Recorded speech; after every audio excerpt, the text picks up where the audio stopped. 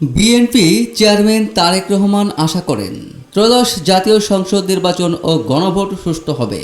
সেই সঙ্গে নির্বাচনের ফলাফলে এককভাবে সরকার গঠনে সক্ষম হবে বিএনপি, এমনটাও তিনি আশা করেছেন।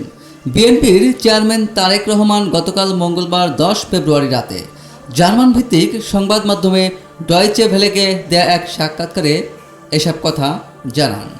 সাক্ষাৎকারে বিএনপি চেয়ারম্যান নির্বাচন, ভূ রাজনীতি, বাংলাদেশ ভারত সম্পর্ক, তরুণ ভোটারদের গুরুত্ব এবং গুম খুনের বিচার সহ নানা বিষয় নিয়ে কথা বলেছেন।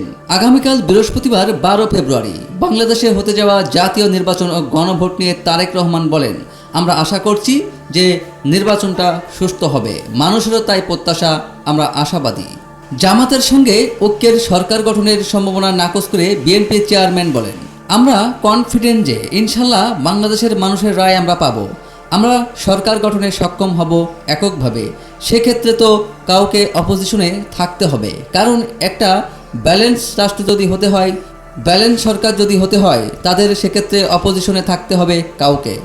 সবাই সরকারে চলে আসলে কেমন করে দেশ চলবে? আওয়ামী লীগ নির্বাচনে অংশ নিতে না পারা প্রসঙ্গে তিনি বলেন, দেখুন, এটা তো পুরো রাজনীতি। আমরা রাজনীতি করি মানুষের জন্য, মানুষের সমর্থন নিয়ে। কাজেই আমরা মনে করি রাজনীতিতে মানুষকে যাকে গ্রহণ করবে তাকে কেউ ঠেকিয়ে রাখতে পারবে না, আর যাকে মানুষ গ্রহণ করবে না, যত শক্তি থাকুক না কেন, শক্তি প্রয়োগ করে সে ধরে রাখতে পারে না। 5 আগস্ট যার উদাহরণ।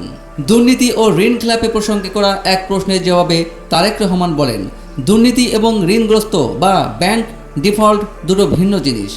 আমাদের দলের লক্ষ্য নেতাকর্মীর নামে বিগত স্বৈরাচার সরকার কেস দিয়েছিল। আমাদের দলের মধ্যে যারা আছেন, যারা আমাদের দলীয় রাজনীতির সঙ্গে আছেন, যারা ব্যবসা বাণিজ্য করে, তাদের বিভিন্নভাবে হয়রানি করা হয়েছে। তাদের ন্যায্য অধিকার থেকে তাদের বঞ্চিত করা হয়েছে। তাদের ব্যবসা বাণিজ্য চলতে দেওয়া হয়নি, তাদের বাধাগ্রস্ত করা হয়েছে। তাদের ন্যায্য ব্যাংক লোন যেটা আছে সেটা তাদের দেওয়া হয়নি। কাজেই এরকম একটি অবস্থার মধ্যে আমাদের লোকজন, আমাদের ব্যবসায়ীরা, আমাদের নেতাকর্মীরা যারা ব্যবসা বাণিজ্য করতেন, তাদের জন্য তো এরকম ডিফল্ট হওয়াটা খুব স্বাভাবিক ব্যাপার।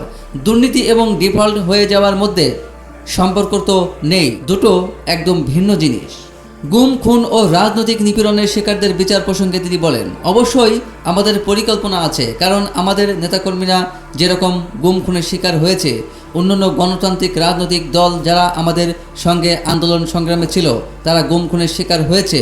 হয়তো সংখ্যা কম বেশি হবে, এমনকি অনেক মানুষ আছেন যারা রাজনীতির সঙ্গে জড়িত না, কিন্তু তারা অত্যাচার নির্যাতনের শিকার হয়েছে, গুম খুনের শিকার হয়েছে। এটি একটি অন্যায় ব্যাপার। একটি সভ্য দেশে মানুষ গুম হয়ে যাবে, দেশের মানুষ খুন হয়ে যাবে, কিন্তু তার কোনো বিচার হবে না, এটা তো হতে পারে না। কাজেই দেশের আইন অনুযায়ী অবশ্যই প্রত্যেকটা মানুষ কারোর সঙ্গে যদি অন্যায় হয়ে থাকে, তার বিচার পাবার অধিকার আছে।